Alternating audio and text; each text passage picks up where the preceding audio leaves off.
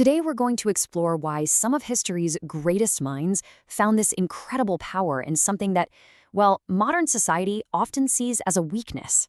We're diving into a philosophy that argues real strength isn't found in the crowd, but in solitude. So, our story starts in ancient Athens with this legendary encounter.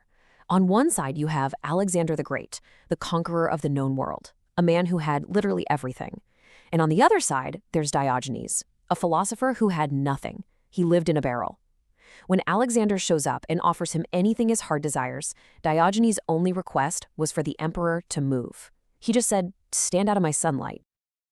After that meeting, Alexander reportedly said, "If I were not Alexander, I would wish to be Diogenes." So what's really going on here? Well, the idea is that Diogenes had something Alexander's entire empire couldn't give him: complete sovereignty over his own life. He was totally 100% his own man. And that really brings us to the core question we're looking at today. The philosophy we're digging into argues that this kind of self-sovereignty is something modern life can actually steer us away from. It suggests that we're often pushed down a path that feels safe and secure, but might not be the one that leads to our truest, deepest fulfillment. And to really get this, we have to face a pretty challenging philosophical question. The philosopher Friedrich Nietzsche came up with this really haunting thought experiment. Just imagine every single joy, every sorrow, every little compromise, every single moment of your life repeated in the exact same order for eternity. Would you look at that fate and shout yes, or the very thought of it just fill you with dread? This whole concept is called eternal recurrence. And for Nietzsche, it was like the ultimate test of a life well lived. The philosophy here suggests that a lot of us might shrink from that idea because deep down, we kind of know we aren't the real authors of our own lives. We're just following a script that was handed to us by society and by our own expectations. Now, the source material makes a pretty provocative claim here that for a lot of people, marriage can be the absolute peak of this societal script. It's framed as a kind of trade. You exchange your unpredictable, chaotic personal potential for the comfort and stability of a partnership. From this point of view, it's an agreement to become part of a unit, which, it argues, can sometimes come at the cost of being entirely yourself. So, okay, if that's the trap, what's the alternative? Well, this perspective says it's all about reclaiming something we've been taught to be afraid of. But to even begin to do that, we have to get one thing crystal clear: the massive difference between solitude and loneliness. What's so interesting here is the framing. We're so often told that being alone is a bad thing, right? That it's an emptiness. But this philosophy just flips that completely on its head. It reframes solitude as a fullness. See, it's not about the absence of other people. It's about being whole and complete within yourself. It's presented as this generative, powerful space where real self-discovery can actually happen. The philosopher Arthur Schopenhauer took this idea and connected it directly to being authentic and being free. The idea here is that whenever we're around other people, there's always a little bit of a performance going on, a small, maybe even unconscious compromise of who we really are. Schopenhauer's point is that only in solitude can that performance finally stop. And in his view, if you can learn to love that state of being uncompromisingly yourself, then you truly love freedom. And that actually brings up a question for you. Think about your own life for a second. Have you ever had one of those breakthrough ideas, a creative spark, or just a moment of deep self-realization when you were truly alone? What have you been able to create or discover in those moments of solitude?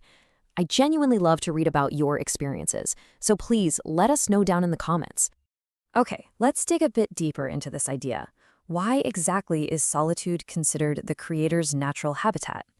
Well, this philosophy actually pulls from several major traditions to build its case, and it starts with the Stoics.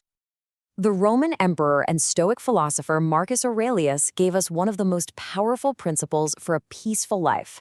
The core idea is simple, but revolutionary. Focus your energy only on what you can actually control: your own thoughts, your judgments, your actions, and learn to accept everything else as it is. That's the key to real inner strength. Now, the source takes this Stoic idea and applies it to relationships in a very specific way. It argues that in a partnership, your own peace can get tangled up with someone else's emotional world, which is something that's fundamentally outside of your control. In this view, a lot of mental energy can get drained just trying to manage or react to a partner's feelings, and that can distract you from the real work of mastering yourself. All right, let's switch gears for a second to the existentialist view, which was summed up perfectly by Jean-Paul Sartre. What this means is that you're not born with some fixed purpose or identity. You exist first, and then, through all your choices and all your actions, you create who you are. You are the one and only artist of your own being. So the argument goes that when you enter into a partnership, you naturally start to take on certain roles or masks. You become the husband, the team player, the negotiator. The challenge from this existentialist point of view is to make sure those roles don't become these rigid masks that end up hiding your true, fluid, self-created identity. The goal is to always be the author of your own story, not just an actor playing a part for someone else. This leads us straight to a myth that is just everywhere in our culture. A lie that the psychologist Carl Jung would have found really destructive. It's that whole idea that you're an incomplete half and you're just searching for your other half to make you whole. Jung's answer to this was a process he called individuation. He argued that wholeness doesn't come from adding another person to your life. It comes from integrating all the different parts you already have inside you. And the source connects this directly to solitude, arguing that this deep inner work is done best when you're alone, when you're forced to confront yourself without being able to project your unresolved issues onto a partner. And look, this isn't just some abstract theory. Think about Nikola Tesla, whose world-changing inventions were born in total isolation. Or the philosopher Immanuel Kant, who almost never left his hometown, so he could dedicate his entire life to his monumental works of thought. The source points to these figures, and others like Virginia Woolf and Emily Dickinson, as powerful examples of how huge contributions to the world can be completely tied to the undivided focus that only solitude can really provide. So this all brings us to a fundamental fork in the road. And the source presents this not as a judgment, but as a clear-eyed look at two very different paths that you can choose to walk in life. First, there's what we can call the path of belonging. This path offers the profound warmth of companionship, the safety of a shared life. It's a path built on harmony, connection, and compromise, and it's a deeply human and perfectly valid choice. And then there's the path of becoming. Now this is the rarer road. It offers absolutely no guarantees of comfort, only the promise of total self-ownership. It's about embracing the chaos that's necessary for creation and trading safety for the heavy, exhilarating weight of complete freedom. So the crucial point is this. The ultimate power that this philosophy describes, it doesn't come from being chosen by another person. It comes from choosing yourself. Choosing your own mission, your vision, and your potential so completely, so unapologetically, that you become the undeniable center of your own universe.